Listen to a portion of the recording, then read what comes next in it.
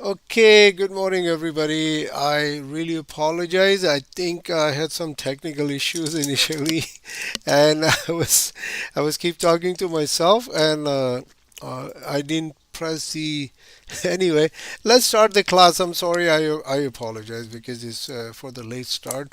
Now let's go over again. I'm gonna let me just turn a few things off and we will start the class in 1 second. Okay, sorry about that.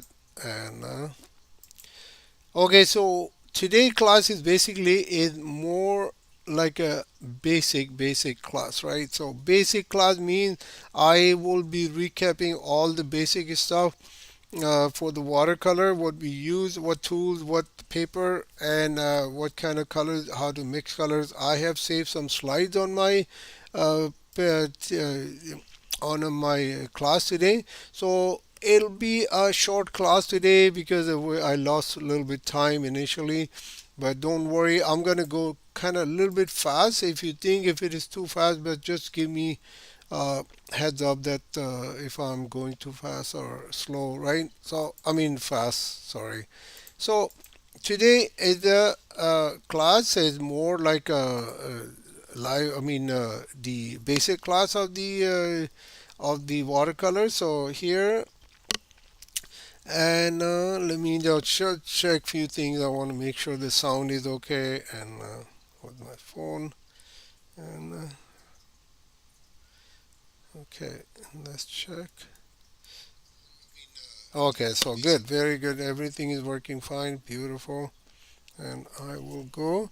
Okay, so these brushes, the most important thing, right? The paper towel, brushes, the paint, the paper, the board that you're working on. I mean, the where you put the paper on it. This is more another important thing, right?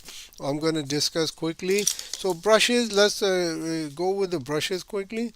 And so this is the Sable blend made by Rosemary and Co. I'm not sure what number was that, but I think it's number 1 or 2. So you can use these brushes, but make sure whatever brushes you use, you should have stick with not all the different brands is up to you. You can do that also, but I will go and keep mostly like 1 or 2 brands and try out which brushes work for you.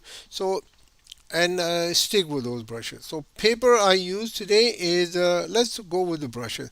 So this is the round brush number 14 made by Fumui. You can buy from Amazon. Nice brush. You can see the tip of the brush, beautiful tip.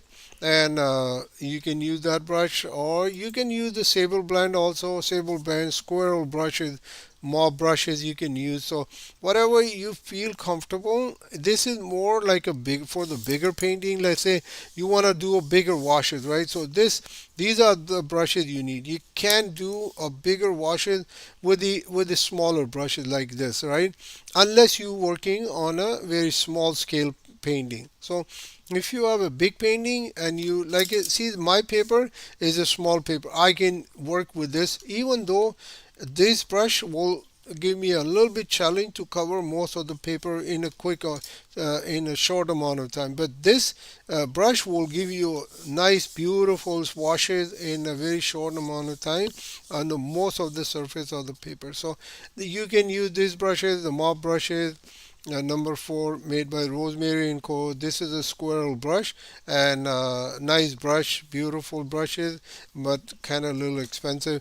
Fumui is very cost effective, very good brushes. You can use that also initially if you're starting it out. But I would recommend you go with these brushes. Don't buy too many brushes, just as maybe a few brushes are fine. Paper I use a Fabriano 100% cotton, 120 pound, rough surface, cold press. That's what I use. I would recommend to you to use the same paper, or you can go with the arches, whatever you feel comfortable. But the paper is the most important. Paper, if you are working with the watercolor, you should have at least 100% cotton paper. 100% cotton, then you go with the 120 pound or 200 pound, 300 pound, 90 pound.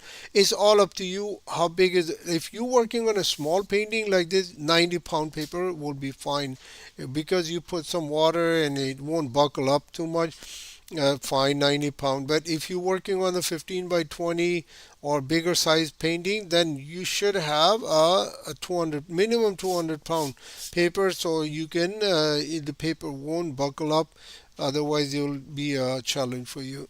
Okay, so paper, and I you can use a paper block, right? Paper block comes with the gum attached. All the paper, the stack is attached with the together with the gum, right? So you don't need to. I tape my paper. I usually buy a big sheet, like a 20 by 30 sheet, and I cut it in whatever sizes I need, right? But you can use a block if you're not comfortable with cutting. And I cut paper according to my size, and then I taped it on with a masking tape on the board. Or I have the foam board today. You can use a plastic board. Has to be water resistance. If you don't have a water resistance, then it will be another challenge for you. So this is the most important tool. You should have it. How to get the paper, how much water you need to have in your brush. So if you don't have this handy, then there will be another challenge, right? So you should have this to how much water you need. If I have my brushes loaded, right, like I have so much water in my brush, soon as you touch the paper with a wet surface, it release all the water. It try to find the way to go somewhere, right? So once you touch it, you make a connection, and then all the water drain from most of the. Now I wouldn't say all of it, but mostly which is hanging here at the tip of the brush will release on the paper, and it will create the problem for you. So you want to make sure that if you are working and you already start the painting, make sure that you need to control the water. If you have not paying attention and controlling the water, then it will be a challenge for you. A lot of people think watercolor is very difficult, but it's not. But if you understand how much water, what's the drying time of the layers between one layer to the other, then you will see it will be very easy for you. But if you don't understand, it's not like acrylic or oil. Acrylic is more opaque, more less water in it, unless what type of painting you do. But acrylic is different, so that's why people they they don't have that problem in acrylic. Watercolor, yes, you need to make sure. That's very important. How much water do you need to work on the paper which the painting you already started? Okay, so that's another thing you should understand. And let me put some slides on the screen so we can go through with that also. Let's go put the first screen, which is the image one. Let me just get this quickly. Image three. Let's see. Okay, blending. Mix. I would just go mixing color. This is the most important here. So look at this. You need should understand this chart, right? You have to have this chart handy, or you can get the color wheel chart, a color wheel that it's more rigorous, more detailed type of. You don't want to look at something that it's too much information in there. If you are starting it out, just keep it like that. Like just have this. This is you need to start with, right? And then when you understand how to mix basic color, basic primary colors, red, blue, and yellow, make it orange, purple, and green. Then you mix more colors, like mix the secondary color into the tertiary colors, and then you do experiment. But this is the most important part. This is the first slide. You should understand how to mix colors, how to mix certain colors and get certain value of the colors, and what what swatches you need. So here, let me put the other one. This is the washes, basically types of washes. These are three basic washes in watercolor: flat wash, gradient wash, and very graded wash. So flat wash, you just go put a one wash on the paper and that's it. And then you do very graded wash, you put a dark color and then you let it go with the light and light, mixing more water. I will do the demo actually. And the very graded wash, like you have two colors, you want to blend them together on the paper. So that is how you work with the with this type of washes. These are basic washes. Now you must understand the light, how the light works, right? So you see the first picture is has a highlight on the right side, shadow on the left side. It shows the light is coming from the right side. The second one is the left light is coming from left. The highlight is on the left. Depends on the surface of the subject and what shape is that. So highlight, it all depends on what type of shape and what type of surface. You will notice when you do more and more, and the casting shadow, that's the most important. And the third one is the light is coming from the top. Casting shadow is on the restricted to the shape of the subject, and the highlight is right in the top center. So that's how the light works. Okay, let me just turn this off and let's go with the. Okay, so the next thing is I'm going to put the book quickly. This is the book I have. I'd written this book long time ago. If you somebody wants to have this book, please send me the email to my Instagram page, not here. Just send me a personal message and I will send you the book for free. This is a very important book for you to have, and you should have those books. Otherwise, you can refer to that book if you have you need to know more about watercolor. Basically, this is all in there about the watercolor. So this is the second page. I'm going to put all these pages quickly so you know what is this book is all about. Just give you just a glance at what it is, right? So here, put all the pages. The last page is very important, very interesting too. So if you go with the last page, that is the telling you what you need to have in terms of palette. What type of brushes you need, the supplies, the dryer, the paper towel, the board, I put down the reservoirs and the paper, what type paper, block or loose paper. It's all in there. Basically, that page is the key to the watercolor, I would say. Okay. So if you let me just take this off and let's start the demo. So the demo is the today demo. I put this little bit color the florals, as I promised you that we're gonna do some florals, right? And let me just take this off.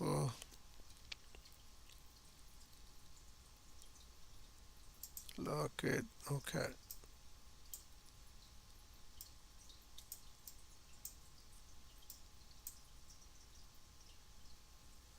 All right, let's put this on. So this is the demo I'm going to do quickly. Okay, so this is basically what happened. If somebody needs this template, I can send you the template along with the book. As I mentioned, that send the email to my Instagram page, not here in the chat, and send me in the Instagram, so I can send you that class material also, the template and along with the other stuff. So this is the basically is a demo I'm going to do quickly because we don't have enough time. It is start with the sketch, then you keep the white of the paper, then you start develop your watercolor with more detail, and at the end you control the light. So that's how that type of watercolor works. Okay, let me just put this on the side so we can start the demo quickly. All right, let's put this on the side. Let's All right, there you go. Okay, let's start the demo. Let me grab my pencil. We're not gonna do a big demo. We're gonna probably do the half page. That's not very complicated. So I will sketch quickly. Not exactly what it is offer in the demo page, but I will go put some flowers here and there and do the demo quickly. Some are facing towards us. You don't need to draw a very fine drawing. You just vaguely just get something done. And yeah, it's not a portrait or something you're doing very precise type of painting. So this is more like you can do, but make sure the proportions are right, right? You don't need to do too much loose, otherwise it'll become an abstract, which is okay. If you want to abstract, that's fine. But this is not very realistic, not very abstract, so it's between somewhere. I would call it surrealism. But the idea is to understand. Let me go zoom in actually. So, idea is to get the what is watercolor, right? And that is the most important. How to work. This is one type of watercolor, and I will do another one if I have time. Otherwise, I will do it in a class tomorrow. Okay. So let's do this quickly. Now the flowers are white, right? So I'm not gonna do any paint unless if I do let's say, you know what, let me put some flowers here also. And we'll do two demo quickly. I will use the dryer.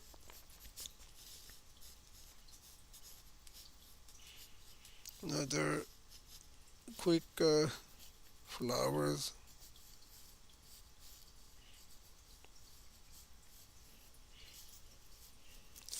Okay, here, let me keep it in the picture, both of them. Here, there you go. Perfect.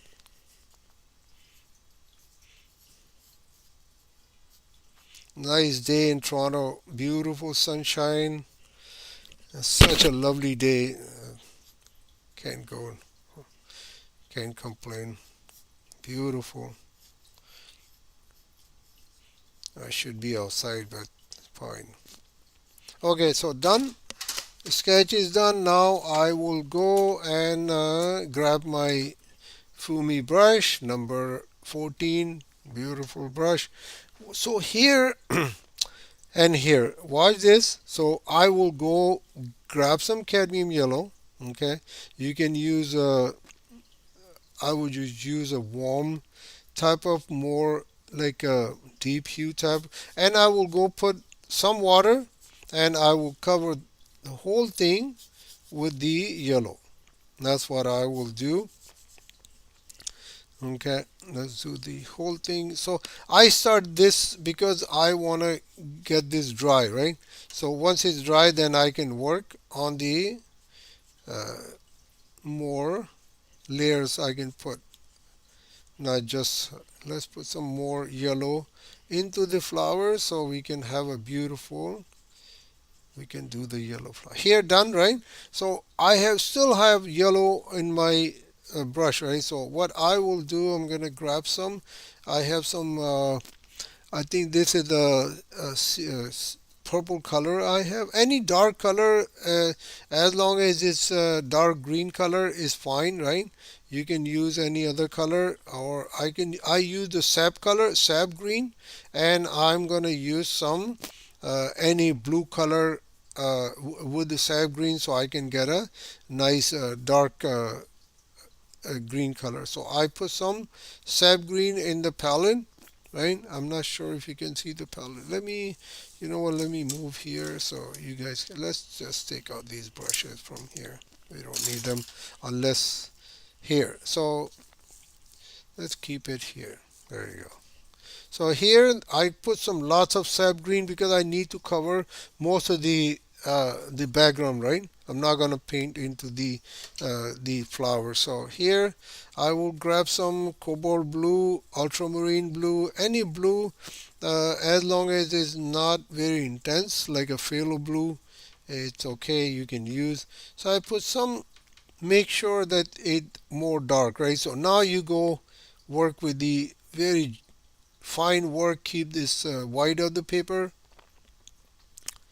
I would call it jewelry work. So, and you keep these white open for the flowers, right? You just go more. Let me get some more sap green. Get some more ultramarine or cobalt blue, whatever blue you have, right? And just blend these colors in. If you want, you can go with the, let's go, you can go at the edge of the paper, fine. If you don't want to go at the edge of the paper, you can do that also. Let's keep it. You need to bring these flowers out, right? So I basically what happened, I'm using the white of the paper. So white of the paper is the key. That is a little bit challenge for some people, that they couldn't keep the white of the paper and they feel like it's too much. So that is the trick of the watercolor, right? You don't wanna, if you don't feel comfortable with that, you can go with the other one. Is almost the same thing, but other way around, right? Because I need the flowers to be yellow, so I put a yellow uh, wash, and I keep this flowers to be yellow, not the white flowers, right? And instead of going paint the flowers very carefully, and then you do the background. So what happened, the idea is you need to use the color that offered by the paper. That's what you do. Instead of, see, it's like I go with this painting that I'm doing right now. I go and create the flowers yellow after that, which is doesn't make sense, right? So instead of here, let's go quickly. As long as the wash is wet, you can blend, you can go, you don't want to create the hard edge, because if you leave the wash uh, unattended, what happen, it will bring it will get it will dry, and it will get create the hard edge, which you don't want to do that, which doesn't look very good. So as long as the moisture is there, you can blend colors right on the paper. Let's say, let me show you something quickly. Let me finish with my loaded brush. I want to clean this brush up and make sure that I finish whatever I loaded up. So we don't want to waste the paint. So see that this brush is not bad, because I'm still using it and the color is still there. This is the, basically that's what the beauty of the square brushes, right? And some synthetic brush works good too, like this brush, right? And I can use a very fine detail work, and I can do a big washes like this also by pushing the brush on the paper and get some moisture out of the brush, right? Get some color and water out of on the paper. So here, almost there, cutting, cutting, cutting. So basically, it's like a, you are cutting the paper flowers by brush and the paint. Now, see the brushes, they start drying. So I need more moisture, more water. I put some more water, put some more sap green, right? And I'm gonna clean my brush. Get some cadmium yellow also. Change the tone of the my wash on the top of this painting. So I don't want to go with one all the way up and down. So I will keep it a little bit lighter. Get some more sap green. Cut it out a little bit, get this thin petal of this flower here, just a little bit left. All right, here, let's put it here. I hope everybody can see it, what I'm doing. How much time we have? Oh, not enough time. Let's go quickly.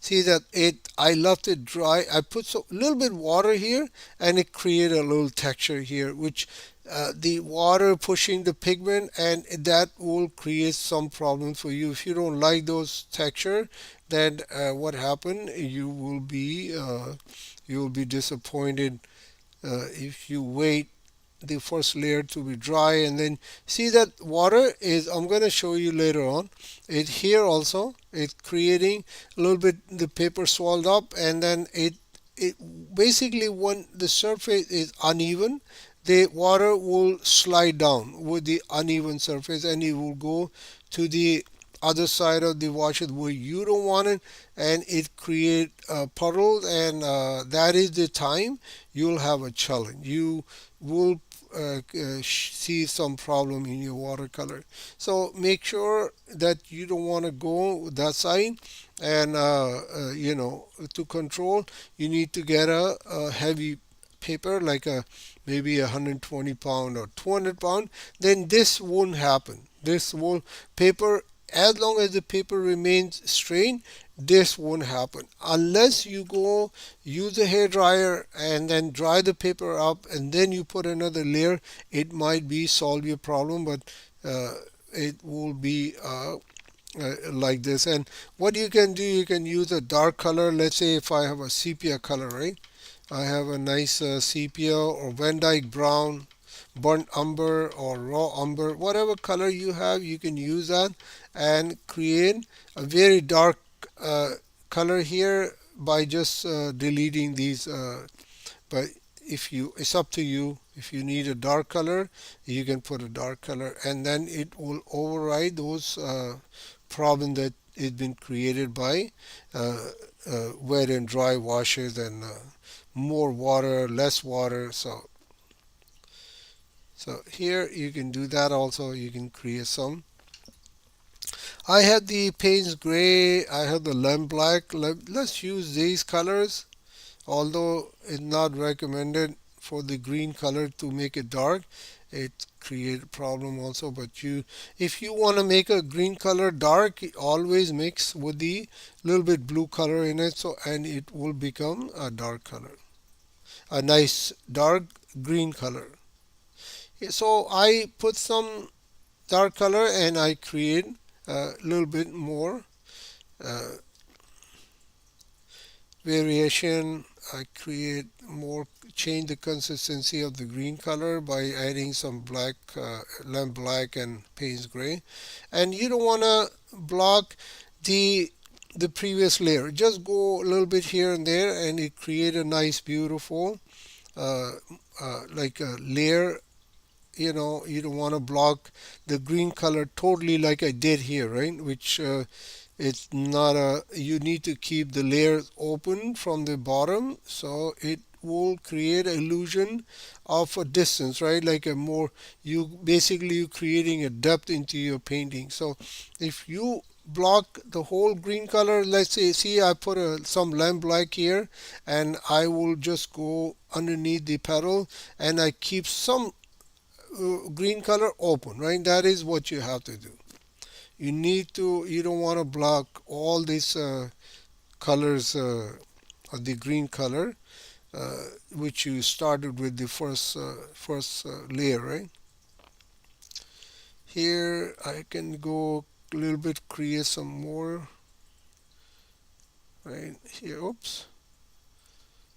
So you need to be careful. Sometimes you delete by mistake certain stuff that you needed in your painting, and sometimes you know you don't want to delete some of the stuff that you needed.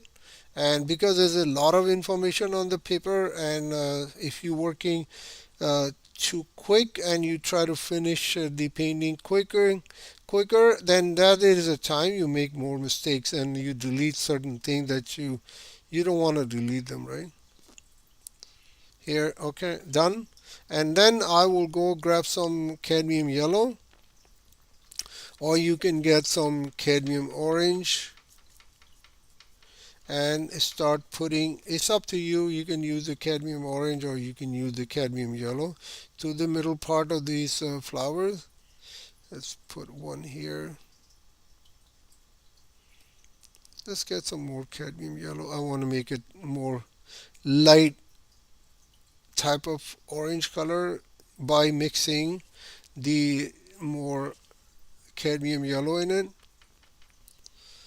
Here, let's get this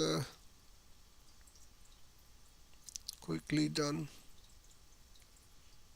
I'm gonna put some videos also because it's I think the class is the time is very short. So I will do along with these classes. I'm gonna put some videos also. If somebody wants to go have time on your spare time, you can watch it. Now see the color I have in my palette.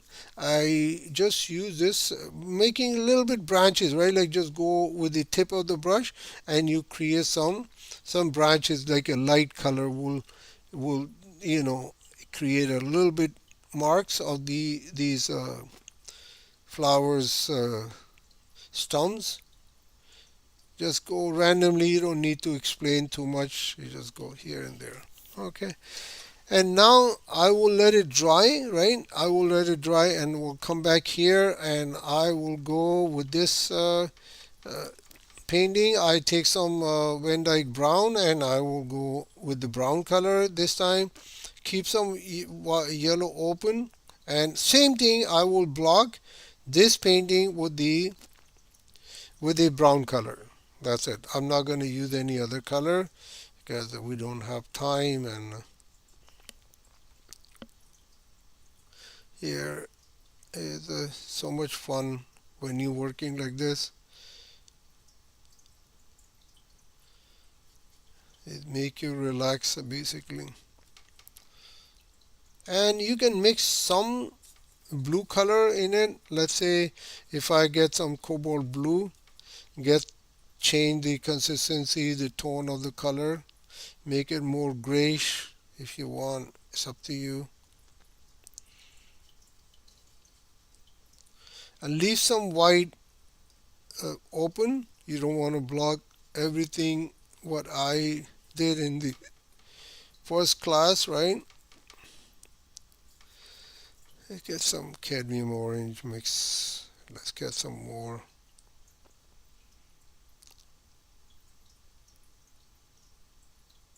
You can use the masking fluid. I will explain this on a separate video. You can use the masking fluid just to preserve these yellow spaces and the white spaces here, and then you can rub it off after when you finish painting. You can just peel it off the latex, right? That will give you, I don't know, easy for you. I don't like that. I mean, like, it's more work. Instead of going into the masking fluid, I would just work with the brush, right, and keep this bring it out the first layer of the paper. Basically the white, remember, is very important to understand. The white is the first layer of your painting, and the second layer, whatever color you put, that would be the second layer. So I would just go grab some more cadmium orange, get this little bit water in it because I am running out of the water. Let's get some. Okay, let's go here quickly. Let's get some cobalt blue, get some little bit more grayish type of brown color, and quickly because we don't have time. The class start late. I'm sorry, I apologize whoever waiting.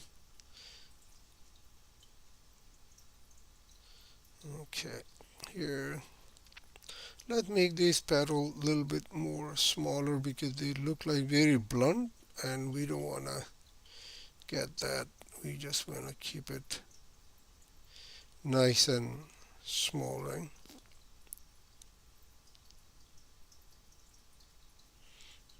here.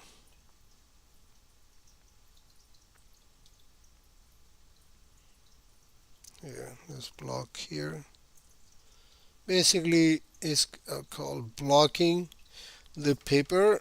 Let's get some more cobalt blue. I like to use the cobalt blue, beautiful, nice bluish gray color.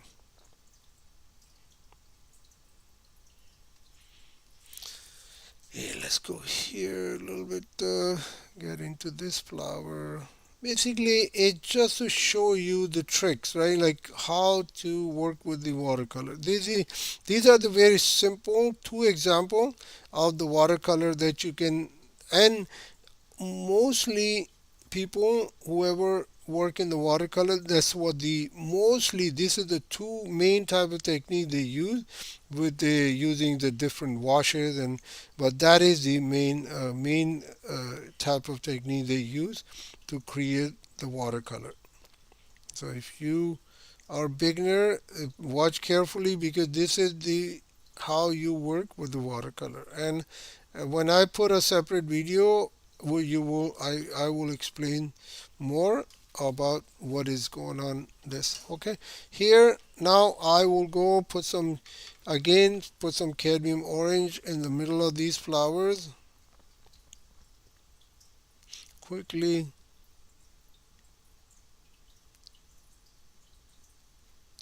You should understand how to work with the how to draw with the brush also. If you have a problem drawing with the brush, then you should practice how to draw with the brush, right? Like see I'm drawing different shape with the brush alone, right? I'm not using a pencil or whatever. These circles, the elliptical shapes to change the direction of these flowers, you should understand. Otherwise, this will be another challenge for you. So make sure that you understand. Now I'm going to go grab some sepia color and I will blend this color here right on the paper to control the light. So I'm assuming the light is coming from the other side and this side.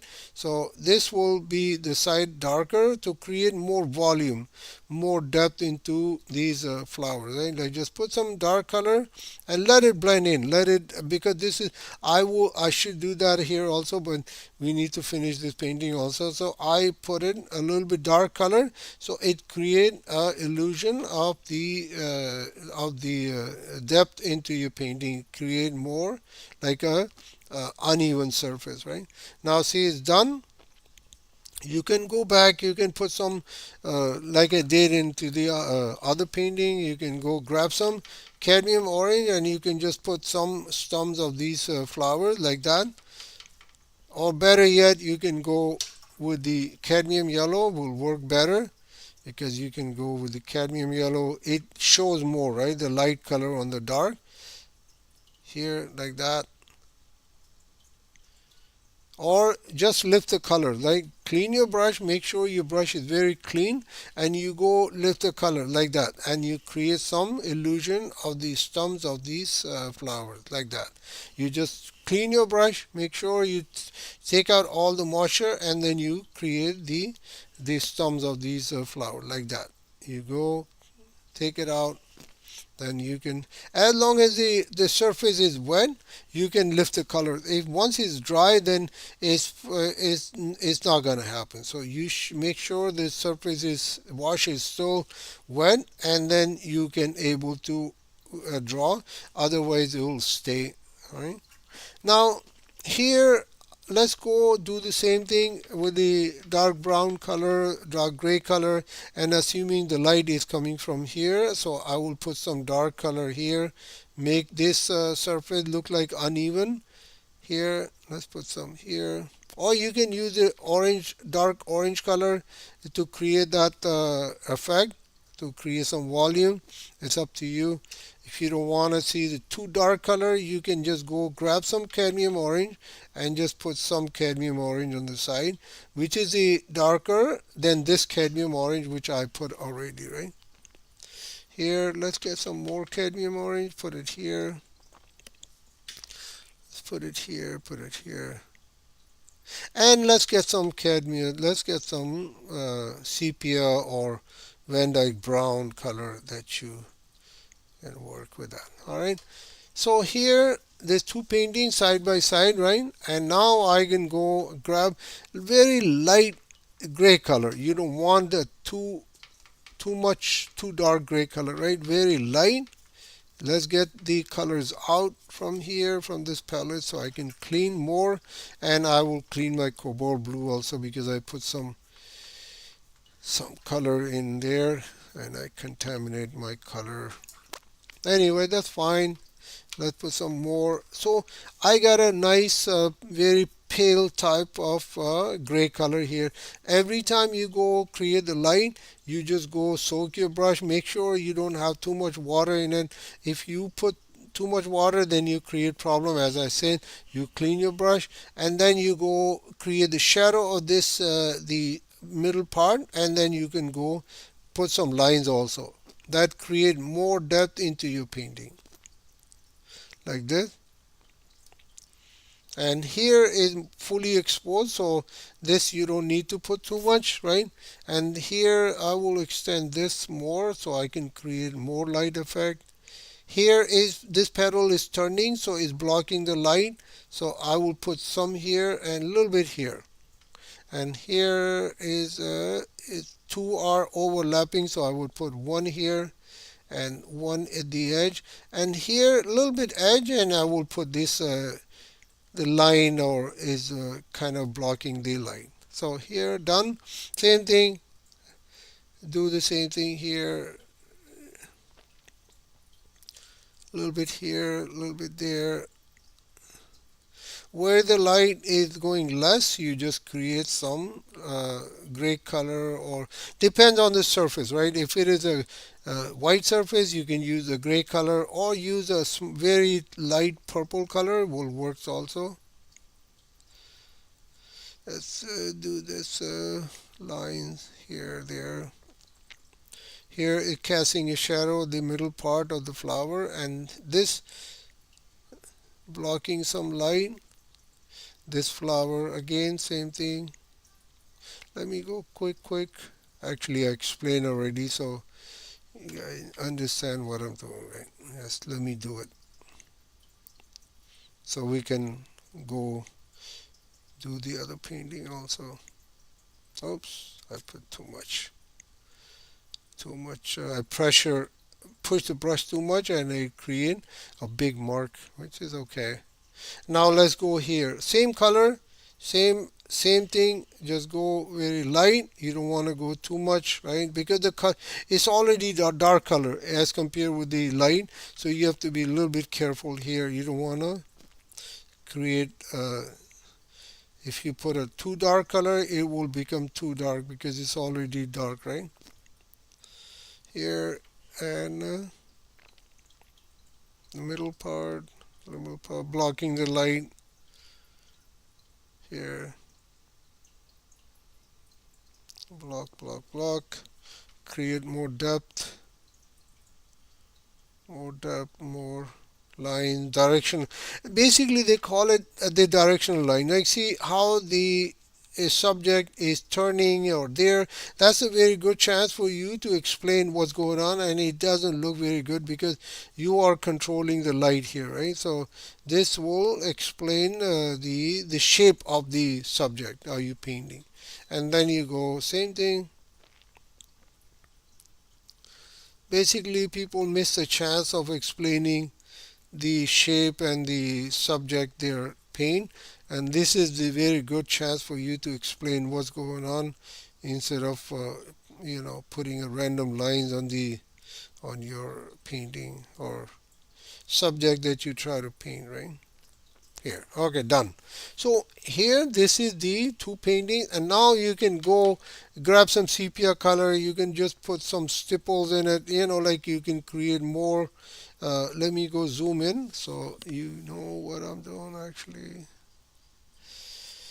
Oops, I turned off my phone by mistake. Sorry about that. Oh, good. Here, video. I was zooming in and I turned it off. Okay, I think this is better. Here, zoom in, zoom in, zoom in, more zoom in, more zoom in. Here.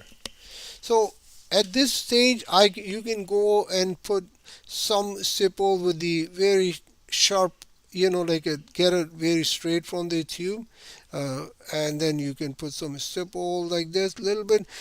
Basically, so I'm working on a wet into wet because it's already moisture in this wash. So what happened when I put these stipple, it create a little bit more softer type of mark, and it create a beautiful texture. So these are, if you need to get some more texture like this, so you go wet the surface, right? Just a little bit, not too much. You don't want to do too much, right?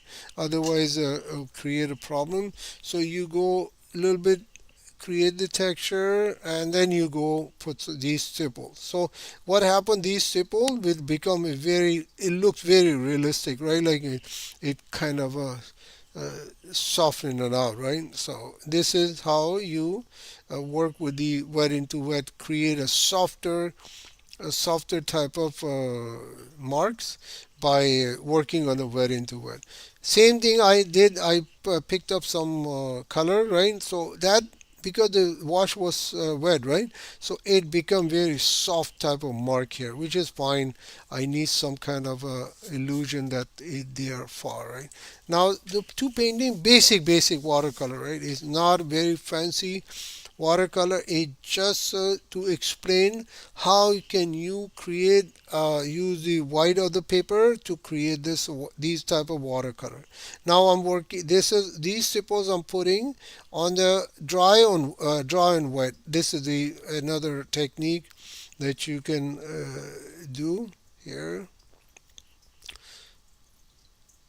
See, it doesn't look very good like that dark sharp marks. If I can wet it, right, like put some moisture on it, and then I will go grab some that Van Dyke brown or sepia, whatever you have, and you just drop it a little bit, and it create a beautiful soft marks, right, soft texture on the paper, not just a very harsh type. Okay, and now you can go with the straight of the brush. With the dry brush, you don't need to put any water or something. You can do the stumps like this also, with creating a little bit very small dry brush marks, and then it that will work good too. Same thing here. You can put a little bit, get a straight from the tube, very dry brush, and then you can put some lines like that, like a dry brush marks, and it will train you to work with the how you create a dry brush mark on your watercolor also, like that. So it create more illusion, like what is in the background, some stumps are there, right? Like that. You don't want to do too much, otherwise it'll become very addictive. So I would recommend just keep it under control. Everything has to be under moderation, right? If you, some people, they like to do certain things and they overdo in their painting. So please keep in mind, not 100 stumps, maybe depend on the flower. You have 5 flowers, put maybe 10, 15. Some are not showing in the painting, they're maybe up here. You can do that, but you don't want to go put too many stumps here, like that, right? Like you put too many and it's not gonna look very good. So you don't want to do that. Here, let's get this off from here. Okay, so I will finish the class, and thank you so much for being here. That is the first class of the season, and we've been working on the flowers, trees, and that type of stuff. And I will be next class. I'll show you guys how to work with the how to make trees, the log of the trees, how to create the texture on the trees, how to make a foliage, how to create different type of trees, not just a one tree, the pine tree and all that, maple leaf tree on. Okay, so I will finish the class here. I hope you learned something from today's class, and sorry for starting the class late, which is okay. We have now, it's 1 hour already in a class. So I'll see you next week. Thank you so much, and have a great weekend. I'll see you in the next class, Sunday at 10 a.m. with the how to make trees. I'll see you. Thank you so much.